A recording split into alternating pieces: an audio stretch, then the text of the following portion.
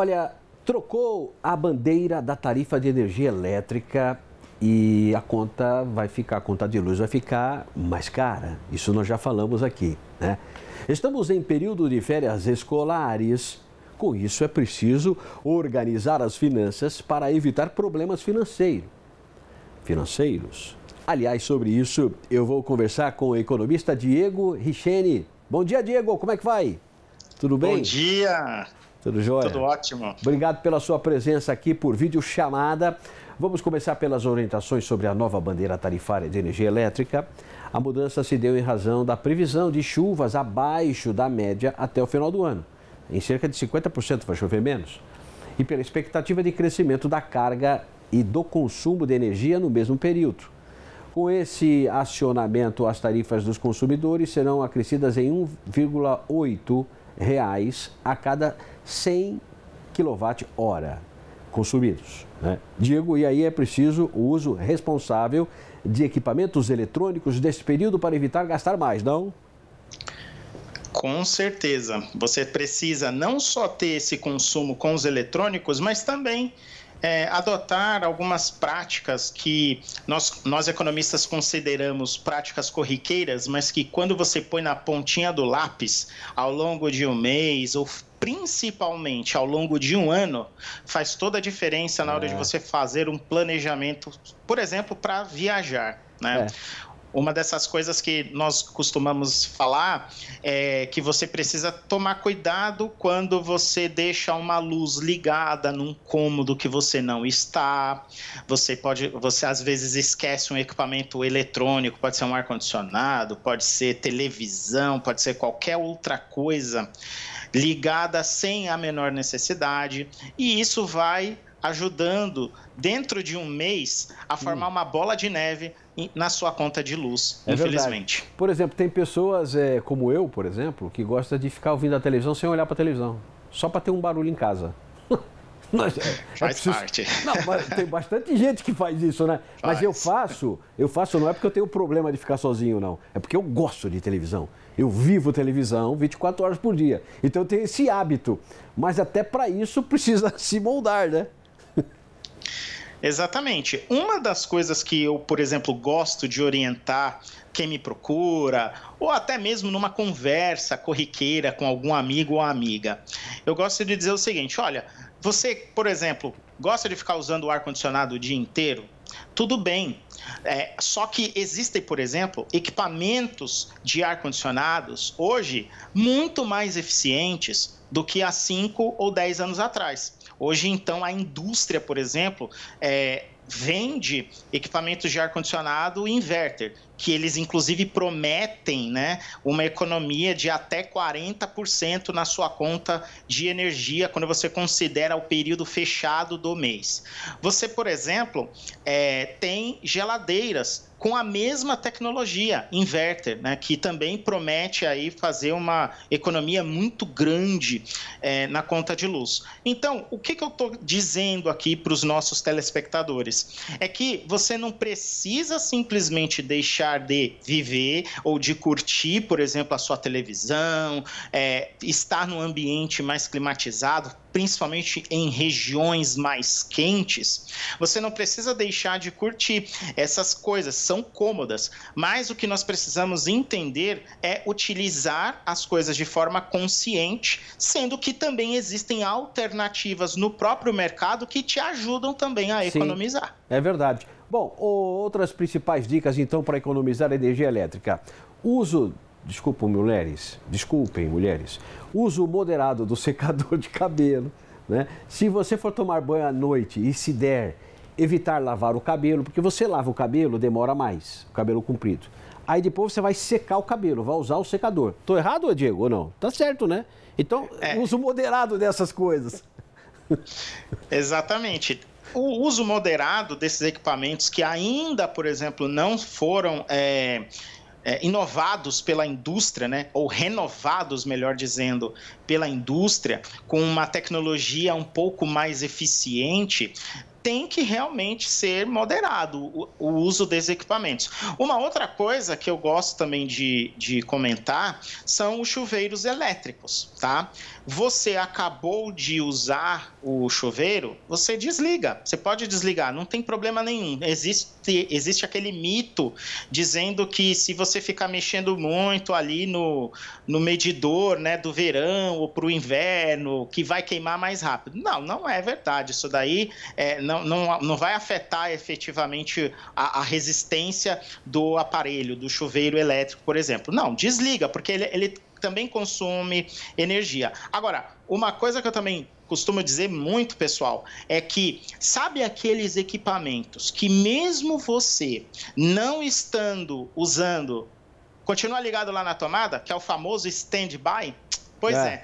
Algumas pessoas dizem que aquilo dali não tem problema, porque o consumo de energia é menor quando está em stand-by, né? Pois é, mas eu também falei aqui agora há pouco que quando você considera dentro de um mês aqueles desperdícios que você vai cometendo, né?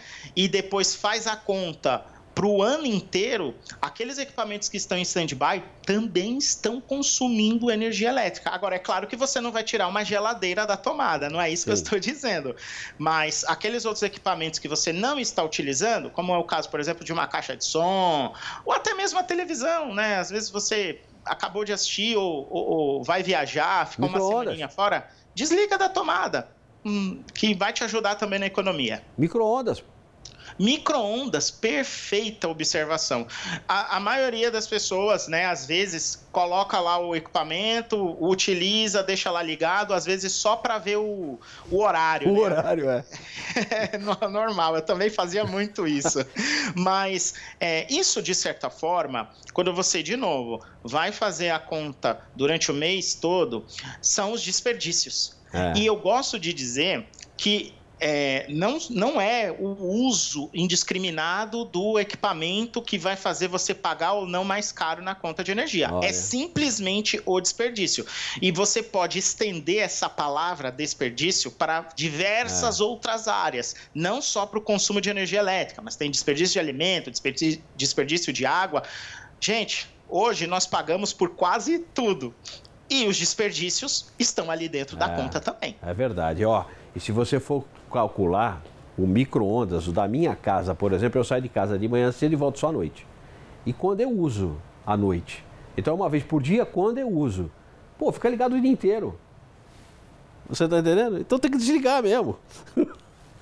Exatamente. E não só o aparelho, por exemplo, de micro-ondas, né? Mas, eu tô gravando aqui a entrevista, conversando com vocês, mas, por exemplo, eu tô num ambiente que, de certa forma, tá bem iluminado, né? Então, isso é uma das coisas que eu costumo dizer. Olha, você, se tá num ambiente bem iluminado, então, em tese, sabe que não há necessidade de utilizar a luz, né?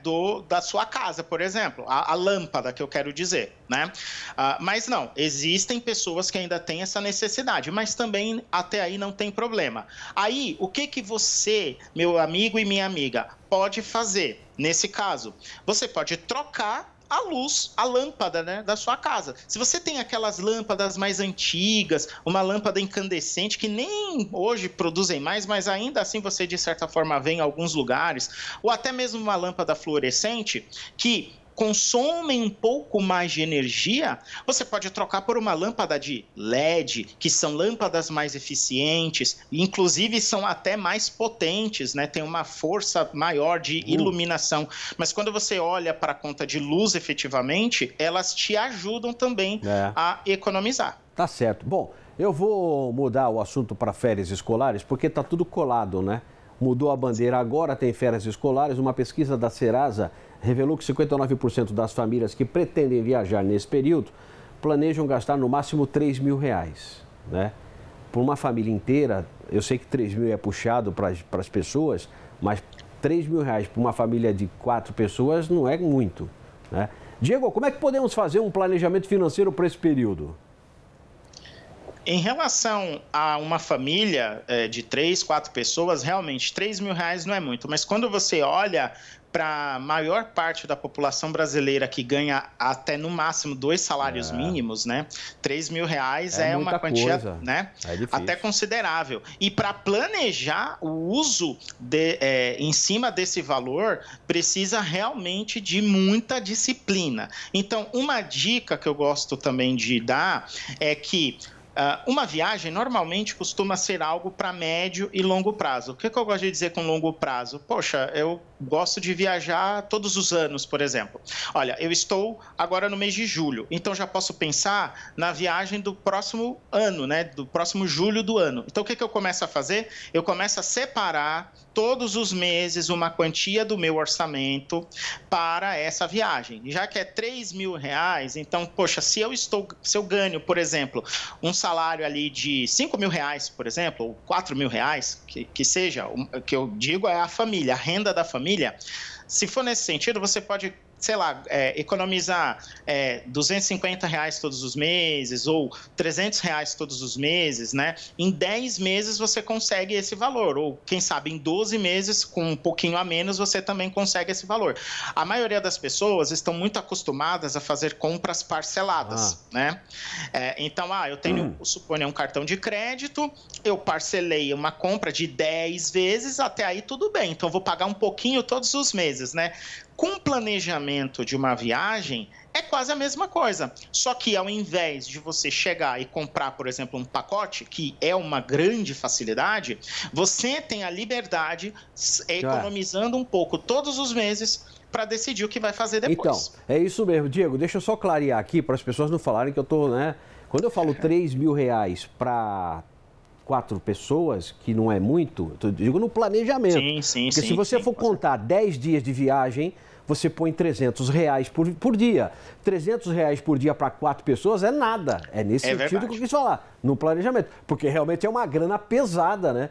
Tem muita gente, a maioria da população não tem condições de fazer isso. Mas muitas empresas pagam metade do 13º salário agora no meio do ano. Utilizar esse valor ou guardar para o final do ano, como fazer? Se você tem dívidas que precisam ser equacionadas imediatamente, porque afinal de contas você estará pagando juros, recebeu uma parte do 13º agora? Quite essas dívidas, porque é muito melhor você se ver livre dessas despesas, né, dessas dívidas e ter que pagar juros para os outros, porque, de certa forma, isso também vai comprometendo o teu orçamento doméstico e todo o seu planejamento financeiro também. Tá bom.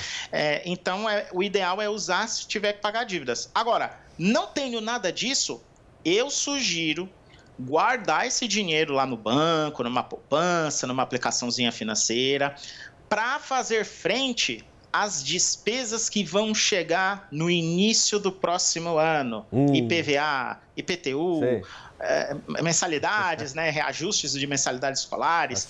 Você deixa lá guardadinho para te ajudar no início do ano. Porque o 13º, né, é aquela ideia de ser um salário a mais para te ajudar com as despesas que sempre chegam no início do ano. A gente ficaria aqui a tarde inteira conversando sobre isso, viu, Diego? Mas, a última pergunta, porque já deu mais de 10 minutos de entrevista. Geralmente os pais não conseguem retirar férias junto com os filhos. Isso é um desafio. Uma alternativa, aproveitar, viajar no final de semana. E como fazer? Essa é uma boa pergunta, porque hoje em dia, com a reforma trabalhista, você, de certa forma, consegue negociar as férias, né? Você pode, inclusive, até trocar o período de vencimento das suas férias por um outro período e, quem sabe, até conciliar com as férias escolares dos filhos. Todavia, a alternativa mais interessante, realmente, caso não dê para fazer essas negociações, é viajar, sim, para destinos próximos do seu trabalho, da sua casa, junto com as crianças, os filhos, o resto da família, se divertir, né? Então, você procura opções até mesmo um pouquinho mais baratas, porque afinal de contas, né, são passeios mais curtos, que vai aí ajudar a garotada a se distrair, os filhos se distraírem e até mesmo o trabalhador. Vale muito a pena, pô. Viajar vale muito a pena e sempre que puder é possível, porque é o melhor dinheiro investido em viagem e turismo. Eu acho, pelo menos, né? Obrigado, viu, pela entrevista. Até mais, obrigado, pessoal. Muito bem, conversamos com o Diego Richene aqui no nosso Primeiro Impacto, o economista Diego Richene.